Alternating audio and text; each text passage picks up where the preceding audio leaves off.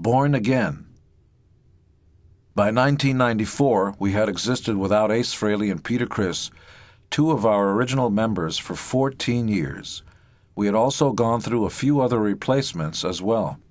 The band had undergone a metamorphosis of sorts. The makeup had come off. Possibly our biggest and most recognizable asset, the makeup and the outfits, had been put aside. Kiss without makeup was not as big a merchandising phenomenon as Kiss with makeup. Nonetheless, we made the best of it. We had our logo, and often that was enough. By the mid-90s, I noticed that the fan base had grown so enormous that the worship of Kiss, if you will, had started to become a reality. The fans started to tattoo their bodies with Kiss images. Kiss tribute bands started popping up all over the country, all over the world for that matter. Most intriguing were Kiss conventions. I had never been to one until we decided to call the local police outside of Detroit, Michigan, and swoop down on a certain Kiss fan convention where they were selling stolen goods, pieces of costumes that had been stolen from us over the years. The SWAT team descended on the convention and took possession of the items. While we were inside, I got a first-hand look at how unique these gatherings were. It was a real eye-opener. The fans couldn't believe we were there, for one thing. After we left, the image of all those fans gathered together in a sort of nationhood was indelibly etched in my mind. When I got home, I started to do more research. I found out that Kiss conventions existed not only in Detroit, Michigan, but were held semi-annually in most major cities in America and around the world, in the Scandinavian countries, Japan, and Australia. Let's go back to the idea of supply and demand for a moment. If there was a demand, I sure as hell wanted to be the one who would supply it. Again, you don't need experience to do many things. You can learn as you go along. It was clear that the job of putting on our own official Kiss conventions would be much bigger than I could handle all by myself. One of the first things I did was have our lawyers trademark the phrase Kiss Convention and Kiss Con to ensure that only we were allowed to use the logo and phrase. This differentiated our conventions from the fan-run shows, which from that point on were forced to use other words such as expo or show to describe their own self-styled gatherings. After I received the official rights to the words, I contacted Tommy Thayer, the guitarist-songwriter from the group Black and Blue. They had a recording deal with Geffen Records, but for the most part had run their course. They were just about to disband. I had produced the last two Black and Blue albums, and in the course of working with the band, noticed that Tommy Thayer was well-organized, diligent, and a can-do kind of guy. We had a heart-to-heart discussion, and I told him bluntly that in case he hadn't noticed, his band was on its last legs, and he had some serious decisions to make about his life and his future. What did he want to do? Did he have any plans? He wasn't sure. His options were open, he said. I said to him, "I'd like to offer you a job, but I'm not sure what it will entail. It may start off with me asking you to get me some coffee. The sky's the limit." He would be working for the band. I told him to think about it, that this job I was offering would pay minimal cash initially, and I'd be making it up as we went along. There would be no office hours as such, but I could call him 24 hours a day, and he likewise could call me 24 hours a day. I didn't want to hear about girlfriends or walking the dog or any other excuses. I, too, would work at all times. He would not take vacations or weekends off. Same for me. You'll notice that this goes completely against the grain of what we're all taught. The 5-day work week with weekends and a 2-week vacation each year, which is, as far as I'm concerned, a recipe for disaster. You snooze, you lose. I don't want to snooze, and I certainly don't want to lose. I don't want anyone around me who likes to snooze, because if they snooze, I lose. No snoozers allowed, and certainly no losers. Tommy Thayer, to his credit, came back and said, "I'm ready. Whatever needs to be done, I'll do." So I sat him down and took him through my thoughts. I said, "I want to do conventions. Here's what I want to do. Take the 25 biggest markets in America, all the major cities. I'm going to send you on a plane trip to each of them, and you're going to contact hotels. Not necessarily the A-list 5-star hotels, but certainly convenient midtown hotels, easily accessible to the largest population. Get me prices of what it costs to rent out the ballroom for a 12-hour period. I had given this some thought. We didn't have a manager, therefore 10 to 20% of our gross wouldn't go flying out the window to somebody else. We also weren't necessarily using a booking agent, which was another 10% saved. We didn't have Ace and Peter to split with, it was just Paul and myself. There was everything to gain and nothing to lose. I decided the following: that we would hold our conventions in the ballrooms of hotels, that we would not get involved with hotel rooms, we would not sell food. I didn't want us to be responsible for any food poisoning. One suit could wipe out the entire profit margin. I also didn't want to charge fans for parking, because just one car accident could result in a suit, and I didn't want to incur the expense of defending a suit whether or not we won. The idea is to avoid an oncoming truck.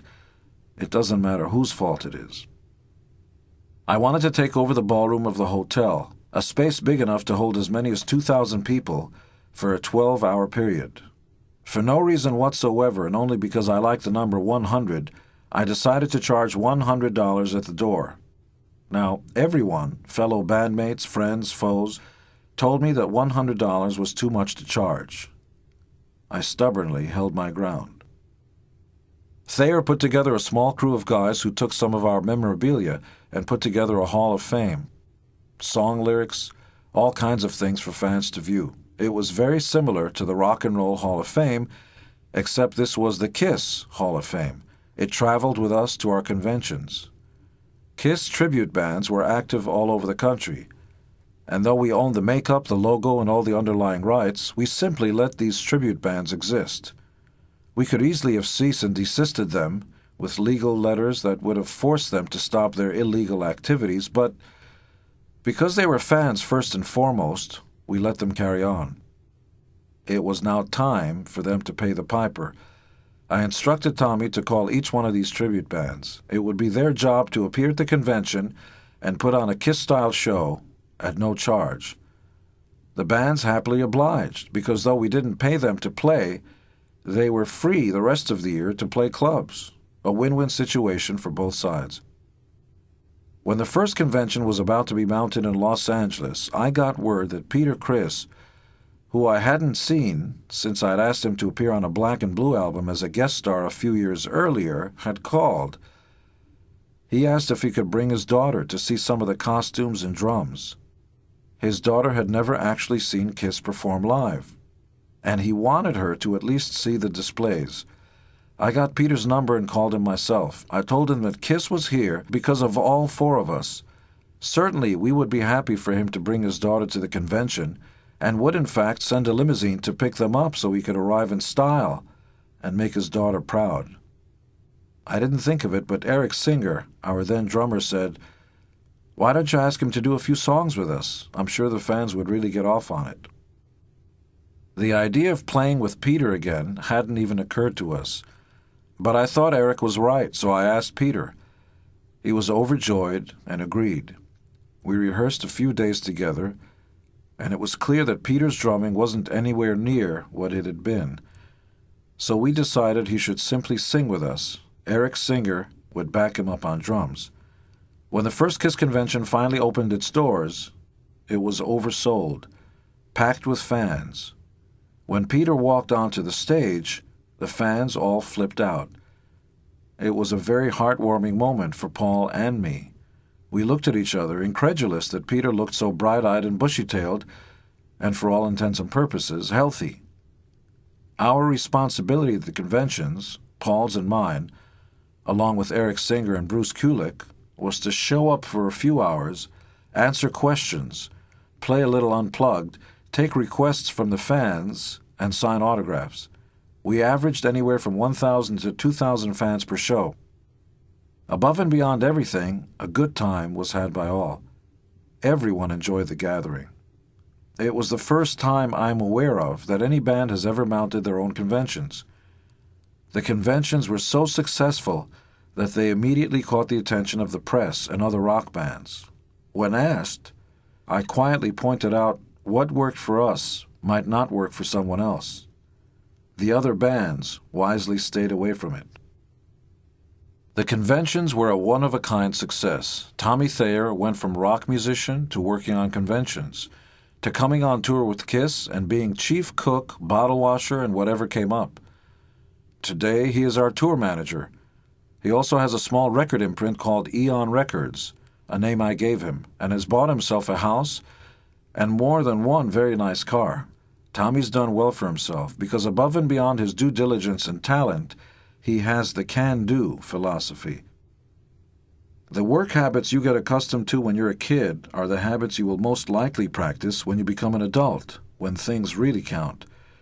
If you have the philosophy that no matter what, you should do a good job, the rewards will speak for themselves. You will get promotions, you will make more money, other people will want to hire you, and ultimately, if you're lucky, you'll get your own business. And when you're the boss and are actually paying the bills, you will want to hire people who have your philosophies. That means good workers who have the integrity to do a good job, even if they don't like the job.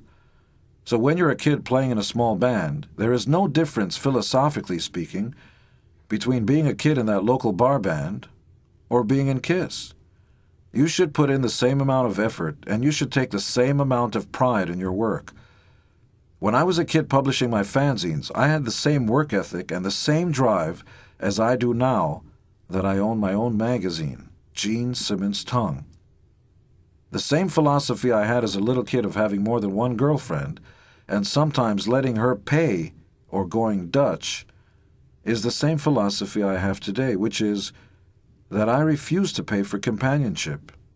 Everything in your life should be a modus operandi, way of doing things, a motivation that kicks in, a certain behavioral pattern. If at the core of every thought you have when you wake up in the morning and go to sleep at night is, how can I make more money? You will be shocked at how much more money you will make. You will make more money by spending less, certainly, but your mind will also work in completely different ways. At the same time we were considering our options for the future, we continued on without a manager. And aside from noticing that there was something new called the Internet, I also noticed that there were many Kiss books that came out about the band. Usually, most of them were cursory and fan-oriented. It became clear to me that the time was right for us to do our own book. If you want a party, don't wait for someone to throw it for you. Throw your own party. I called one of our legal advisors in New York City and asked him to set up meetings for me with different book publishers. I met many of them. Everyone had a story. After I did the arithmetic, it seemed that we would wind up netting out something like 5% of adjusted gross and or net, depending on how you define it. It didn't seem like much money, even at a high end of our escalation clauses, which means the percentages go up as the sales go up. Even if we achieved 10% of net, the truth was net was defined as after the stores took their 50% off the top, after the publishing company paid for distribution, printing, and other costs. After followed the word after, followed by still another after. Then perhaps you'd end up at the word net, which meant that you'd get very few pennies, while everybody else got dollars. So foolishly or not, I decided to embark on self-publishing a book to be called Kisstory. It would be financed by us. The only experience I'd ever had in self-publishing and self-distributing was with my fanzines when I was 13. Before I knew anything about what the book would look like, how and where it would be manufactured, how it would be sold, or what it was going to cost, I settled on the title Kisstory because this was going to be a history of Kiss. I continued to make inquiries with bookstores and publishers. I sat with representatives from Penguin Putnam, among others, and tried to convince them that we had a huge fan base and the book's potential was huge. The doors to the ivory towers remained closed, but that's okay. Remember, you snooze, you lose. I learned that most publishing houses were based on the loss leader principle. They had to amortize, that is, The winners had to pay for the losers, and even while they were busy planning their own books, there was a staff that had to be paid, rent to be paid for office space, and on and on. It was very expensive to produce books and very hard to make money on them. I decided to publish the book as a cottage industry. The guest house on my property in Beverly Hills would serve as the editorial offices and layout room, so no rent. The entire staff would consist of only one other person besides myself. My first decision was that the price of Kisstory would be $158.95. That was all I knew at that point. Remember, there was no content, no writer, nothing yet. I had come across a young lady by the name of Susan McOwen. She was married, lived someplace outside of Indianapolis, and had worked on Rand McNally maps. I found her because I had initially approached the Rand McNally Company about publishing a book. I envisioned it as being big, over the top, and weighing more than 10 pounds, like their oversized map books. They didn't understand my concept. They understood maps, but through them, I found Susan McOwen. I asked her to send us a sample of her work, and she sent us some very basic kiss designs. Paul and I looked at them and immediately thought she had something. I got her on the phone. Remember, I don't use secretaries. At first, she didn't believe it was me calling. I told her the who, what, when, where, and how. She was to get on a plane and come to Los Angeles. I didn't care if she left her husband or brought him with her. I didn't want to know about her domestic arrangements. I didn't care about any of that. This was an opportunity for her to work on a book. We would find out together what it was going to be. She would work out of my guest house and figure out for herself what her life would be like in L.A. I didn't want to know about anything else. Just be here by Monday. She left her husband and dogs, and for all I know, her dirty laundry, and got on a plane. She appeared in Los Angeles, ready to work. After a few false starts with art school students who wanted a shot at working on the book, Susan came in and reworked one of the art school ads that was a pastiche of all kinds of photos and designs. We worked together to create an ad. We sent it out to fan magazines as a flyer to fans and started taking orders for our book, before the book had even started to take shape. I rented out a post office box for $30 a month. I was then, and continue to be, the person who goes down and picks up every check, counts it, and sends it to our office. The fans believed then, as they do now, that for their $158.95, they would get bang for their buck. It was our responsibility to deliver. The book, I decided, would be over 1.25 feet long, more than 1 foot wide, and more than 450 pages. It would be the finest quality printing and binding, contain thousands of photos, and come in a hard-shell case with embossed printing. The book was not sold in bookstores, who would normally take 50% of the sale price, or through a distributor. There was no publishing house, which normally took the lion's share of profits, to split with. A few fan writers did interviews with Paul and myself and received a one-time fee of a few $1,000s for their work, but for the most part, the book was pure net profit.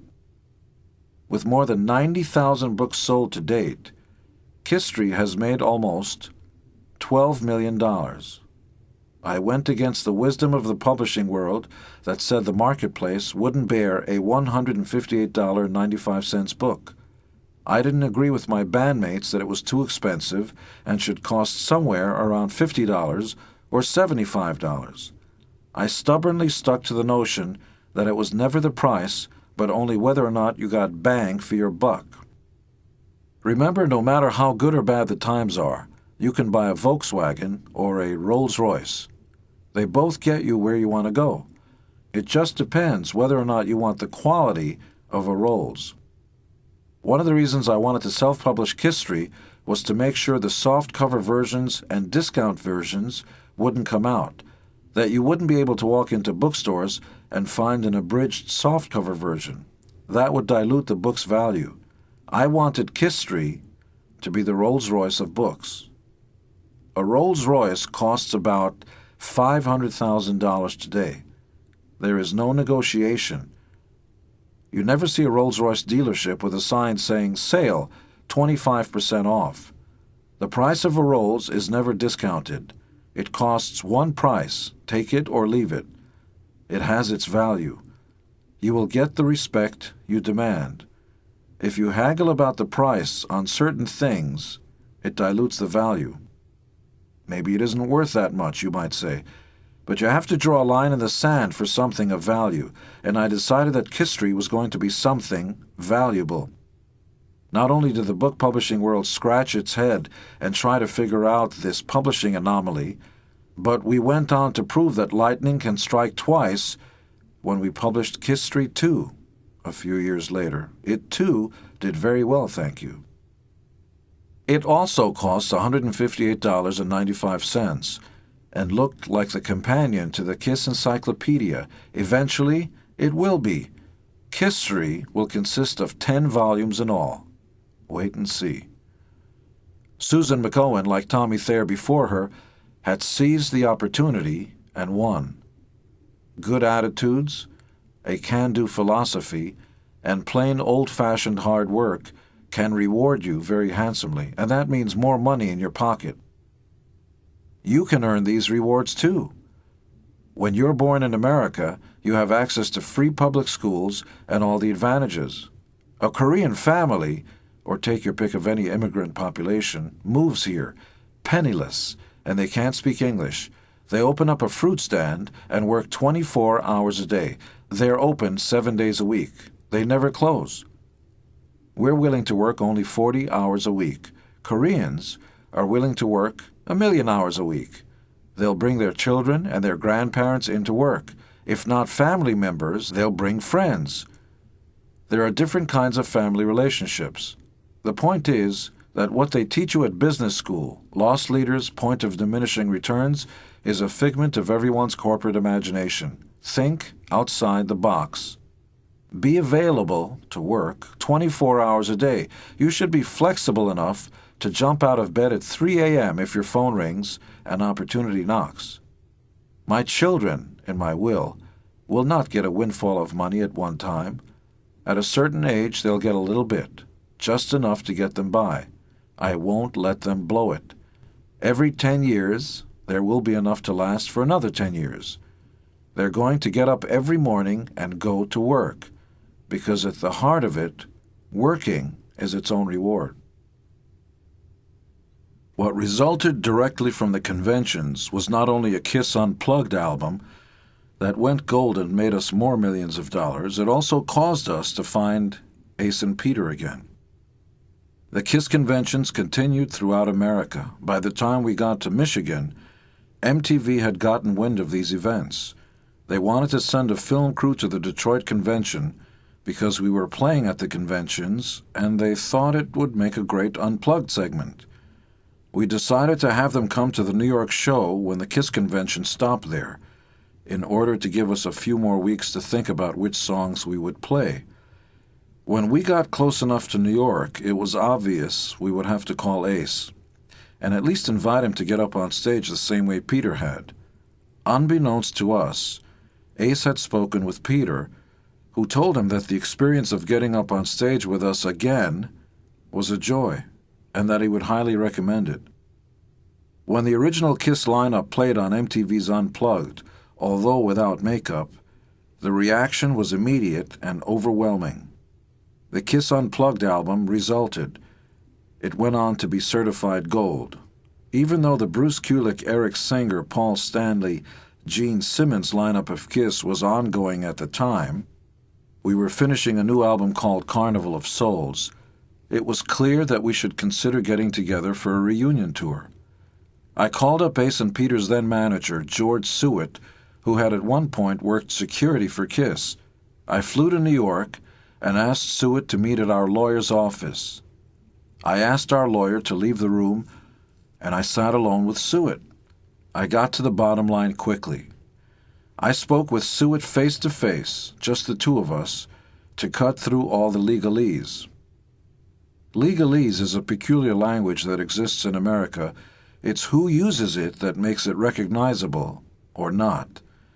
The basic agenda of lawyers, well-meaning or otherwise, is the more of your time they use up and the more words they use to say something, the more they can bill you. A lawyer does not necessarily have a fiduciary duty, that is to say, an obligation to keep your costs down.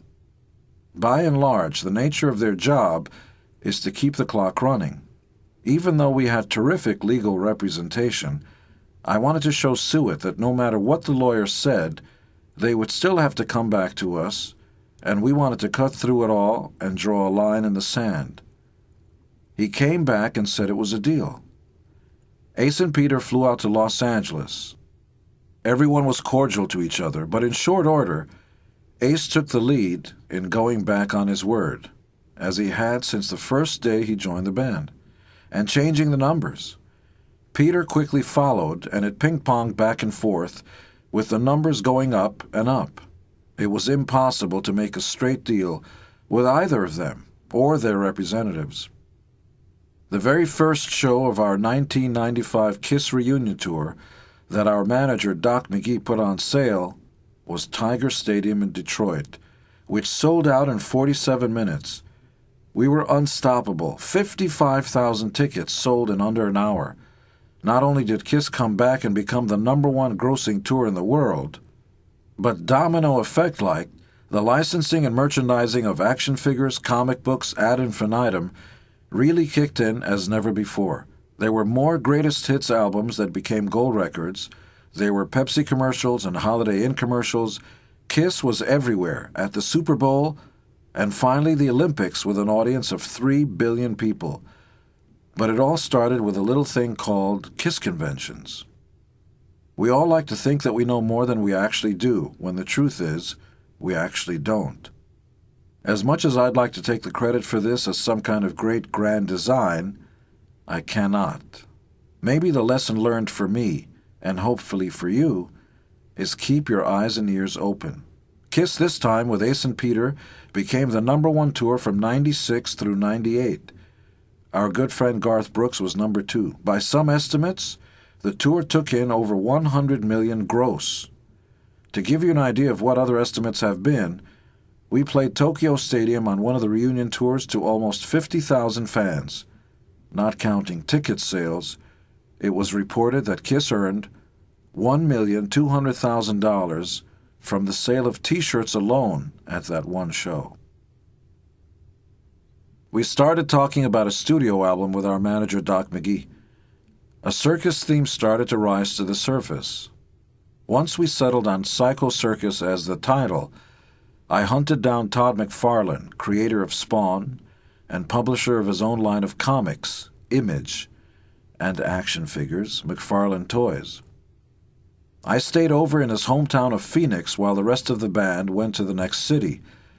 I convinced him to do a brand new comics line to be called Kiss Psycho Circus. I also convinced him to do the action figures. I negotiated the deal, and in short order, we not only owned the rights and characters to our comic book, but the original comic book art as well. And even though our merchandising company tried to negotiate a good royalty with McFarlane, I thought I could do better. I did. Substantially. To date, the Kiss Psycho Circus line has been McFarlane's most successful and profitable line. The importance of doing the comic book and action figures before the album and tour came out was synergy, the idea that one affects the other, like a domino effect. The album promoted the tour, which promoted the comic book, which promoted the action figures, and that spelled a smash. Once the tour was about to get underway, Doc McGee urged us to do a 3D tour. It would be the first live three-dimensional event of its time. You would get your tickets and a pair of 3D glasses. Parts of the show projected on video screens in back of us were designed to pop right off the stage and visually assault you, even if you stood at the very back of the concert hall or stadium. The kickoff was at LA's Dodger Stadium on Halloween Eve. It was also broadcast on Fox TV as a special. In the meantime, I arranged and negotiated for a buyer to pay us $250,000 for the costumes off our backs. We wore them once, handed them over, and picked up our check. Both Peter and Ace had suits they had to deal with, which we bailed them out of. Peter had recorded an album for a small label, and the label made a financial claim against Peter. We helped him out. Ace had a big problem. We helped him out. By the end of the first leg of the tour, Peter fired his personal manager, and then eventually so did Ace. Of course, the manager came after them for fees he thought were owed to him. Eventually, it was settled. Ace then decided to have his new girlfriend, who came out on tour with us, become his liaison with the band. She would also be his business manager, Ace told me, and as such would have access to his financial records. The lady in question made such demands on everyone that she almost single-handedly succeeded in getting Kiss banned from certain airports, airlines, and entire hotel chains that thought she represented the band. She also went through the concert hall and took notes on her notepad. She would then go to the road crew and give them instructions on how to change the show. Ace eventually parted ways with her. She then started stalking Ace, he told me. The FBI were called in. Ace told me he called the young lady's father to try to stop the madness, and of course, we were in the middle of it all. Ace then got another girlfriend, who also came on tour with us. She was nicer and basically stayed out of the way. However, in short order, she too left him. Ace then decided he needed a bodyguard. A family friend of his came on tour with us. He would be our contact with Ace, we were told. We were to have no direct interactions with Ace. His bodyguard would pack up for him, get his coffee, and be the only person to speak to him. Somehow this guy wound up in front of the stage as part of our security team. We constantly tried to point out to him that he couldn't do that. For one thing, he wasn't insured, and if he hit a fan, we would be liable. In any case, we didn't want to hire him or have him represent the band. He would be Ace's companion, if he wanted to be, but he was to stay out of the band's business. It never worked. The agony continued. Ace and the bodyguard were charged $10,000 by a big Texas hotel for having indoor paint gun fights. Ace was taken to a hospital for a bullet fragment that was lodged in his chest when he went Uzi, Israeli machine gun, target practicing with his cousins. And eventually, of course, Ace forgot to pay his bodyguard his salary. The bodyguard asked me to intervene and ask Ace to pay him. Every time we wanted to enter Canada to play a concert, the Border Patrol would check everyone's records, and of course, Ace's past would catch up with him, drugs and police problems. They didn't want to let him enter the country. It took a lot of effort to convince the authorities he had changed.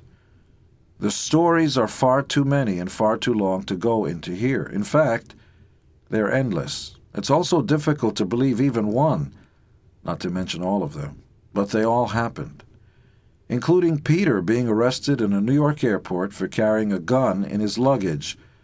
Why he did that and what his story was, I can't say. When it was time to enter the studio to record Psycho Circus, we decided we needed an outside producer to decide everything, which songs would be recorded, where they would be recorded, and so on. But before we even began rehearsing and reviewing the material, Ace and Peter decided it was time to renegotiate their contracts yet again. They refused to start recording until they got what they wanted. The reason I mention some of these stories is to illustrate that your pattern of behavior either has a positive effect on your cash or a negative one. New Year's Eve 1999-2000, Kiss played at Vancouver Stadium. We hugged and wished each other well for the new century. 2 days later, we went to Alaska to do a show. It was the first time we had visited Alaska since our first tour in 1974, when we had played there third on the bill to Savoy Brown and Manfred Mann. For all intents and purposes, we returned as the conquering heroes. We had become icons, comic books, licensing, and merchandising. We had broken attendance records set by Elvis and the Beatles, and had more gold album awards than any other American band in history. We decided to go out on top. At least, that's what we told each other. Paul and I had a 5-year plan as stated in the contracts. We would have taken it further, but it was becoming very plain that the steam was running out of the band. The farewell tour was agonizing. The relationships were strained. There were new demands put on the band by Ace and Peter. By this point, even Ace and Peter had stopped talking to each other. Peter had new representation, Ace had his financial advisors, and getting things done was like pulling teeth. For most of the end of the farewell tour, Peter decided to paint a tear running down his cheek over his Kiss makeup. This was his very public announcement that he wasn't happy, although he was happy enough to play with us on stage and get paid. We all were. By the end of the American and South American tour, Peter gave us a take-it-or-leave-it demand for further and additional cash payments. We had Australia and Japan yet to do. We decided not to give in to any more pressure or blackmail. Take your pick.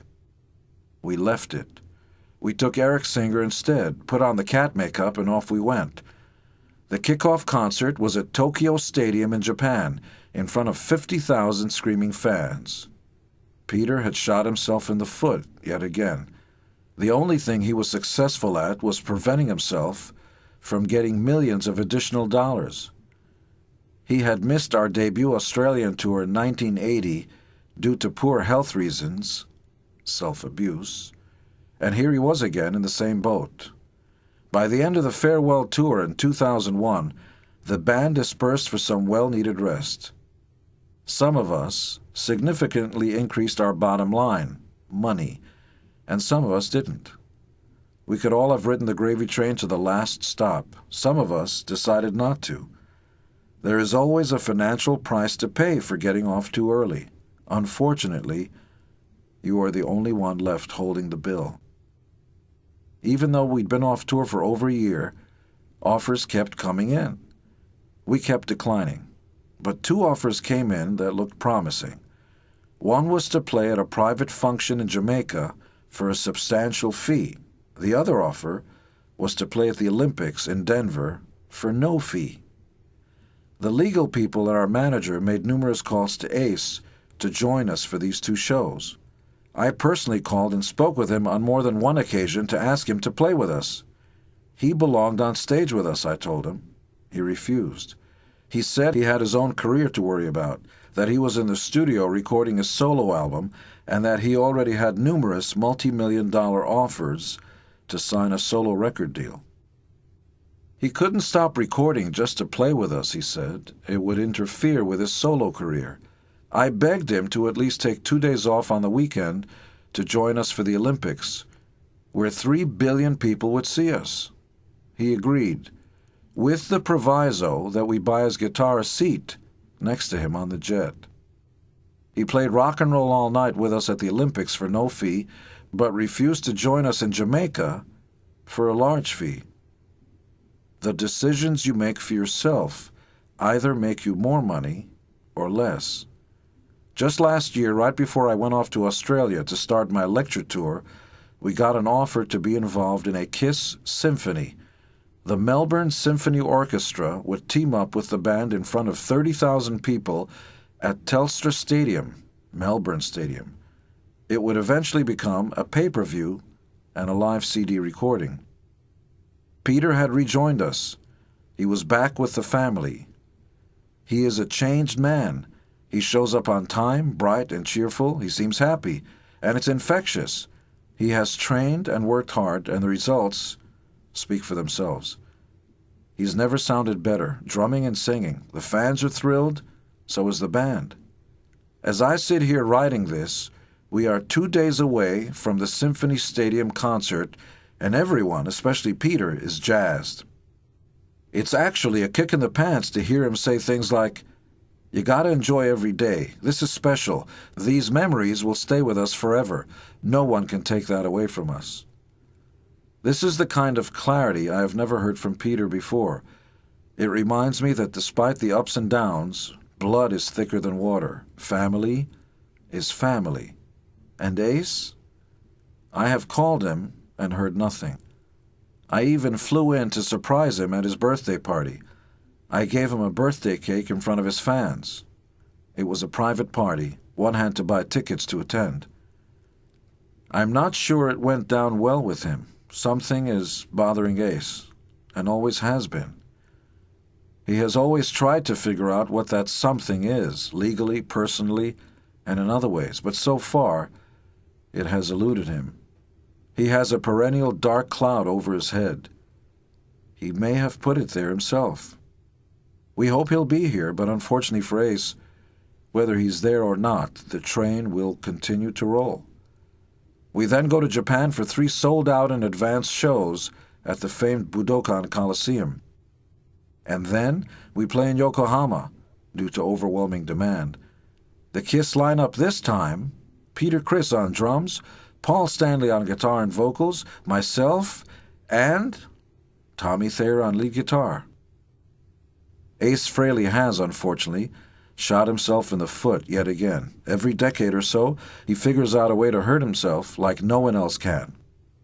Unfortunate, because Ace's absence will not only hurt himself, but the fans as well. And yet, despite what Ace or anyone else might think, Kiss can and will go on without him. It has before, it will again. No one member will dictate what the band will do.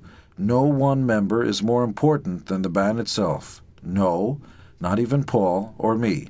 I believe Kiss can continue without either or both of us. Will Ace be back? Probably. Will he be welcome? Absolutely. Family is forever. But family will not stand still while one member decides to take some time off. We're about to embark on a brand new chapter of our career. We are now off Universal Records, where we had the largest record catalog, 33 albums released in the United States and over 40 albums released overseas. I have recently been able to negotiate successfully our own record label deal, Kiss Records. We will finally be master of our own fate. And there will be a DVD division as well, Kiss DVD.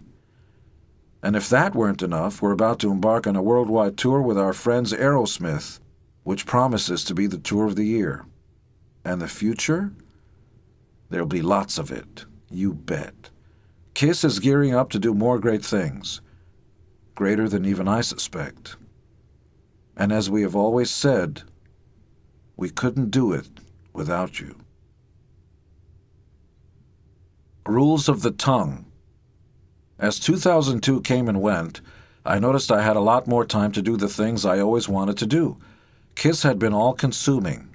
It continues to be. I'm in the middle of negotiating a new deal for us, Kiss World Stores. It may start in another country and eventually make its way here. I came up with the idea of Kiss Condoms, found a manufacturer, negotiated a joint venture, and off we went. I seduced another comic book company to do a new line of Kiss Comics, Dark Horse, and negotiated the major points. We would own the comic book art. There were also Kiss caskets and new Kiss action figures. But for every successful venture I got us into, there were many that never saw the light of day. The ones that didn't succeed took as much time and effort as the ones that did. Nothing is easy. Again, if it was, everyone would do it.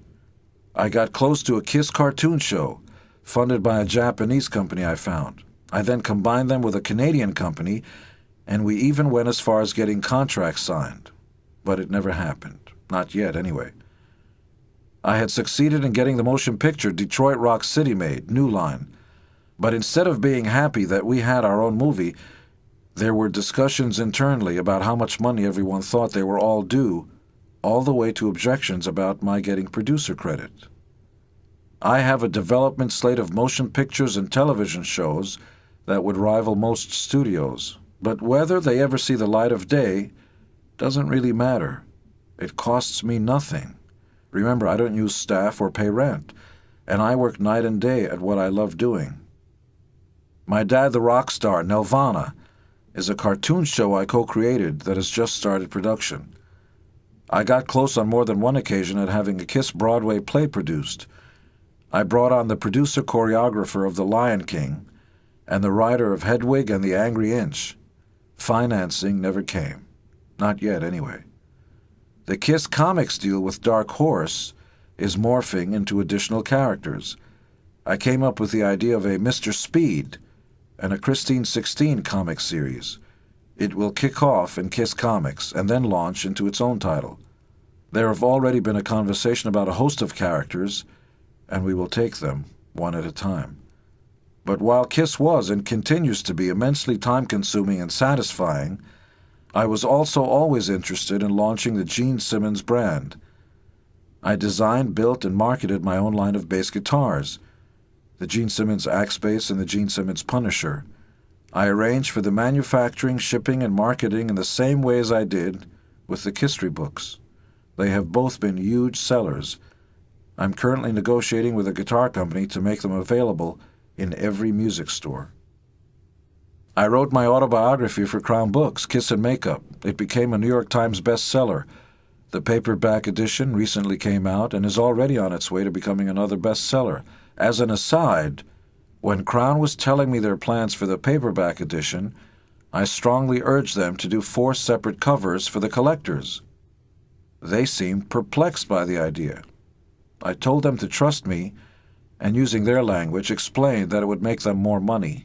They liked that part. I urged them to give me my own imprint, Simmons Books. The idea was they would pay all expenses, and we would split profits. They didn't go for the deal. So I met Michael Wiener at New Millennium Press, the Stephen Hawking's book, the Bill Maher book, Bill Evans' The Kid Stays in the Picture book, and Audiobook, and he and I decided to team up. Voila! Simmons Books, New Millennium Press. The debut volume of my imprint is in your hands. Sex, Money, Kiss. And lest we forget about no stone being left unturned, Simmons Audio, New Millennium Audio, is my talking book imprint. Debuting with the powerful and attractive Gene Simmons reading his own Kiss and Make Up in an 8-CD box set, I was able to get Crown Books to give me the audio rights without a fee being paid. Thank you. I started my own magazine, Gene Simmons' Tongue, a joint venture with Alan Tuller's Sterling McFadden Publishing House. As I sit here writing this, the 3rd issue is printing and the 4th is already completed and on its way to the printers. In case you've been living in a cave the past year, it's the smash hit of the magazine world. Want to subscribe? Go to any newsstand or go to GeneSimmonsTongue.com. And GeneSimmons.com is my home. I log on daily if I can. I post news, I answer mail, and most importantly, some of the most beautiful women in the world keep sending me their photos for our ladies-in-waiting section. Log on. I'm negotiating for the opening of the first Gene Simmons store, a general pop culture store. It's a slow process, but it will see the light of day shortly. I have, quite by accident, become a successful lecturer. USC in California asked me to lecture at the business school, then a music conference in Vancouver asked me to speak, then the University of Florida asked me to lecture, and then Madison Entertainment out of Australia asked if I would consider coming down under for a lecture tour. I came, I lectured, I filmed and recorded everything. It will see the light of day as a book, a DVD, and whatever else I can think of, all on Simmons Books and Simmons Audio. I am finalizing possibly the biggest potential deal I've ever been involved with. I have the most professional partners. I'm in the midst of an investment consortium that's about to fund a movie TV entertainment company. It's forthcoming.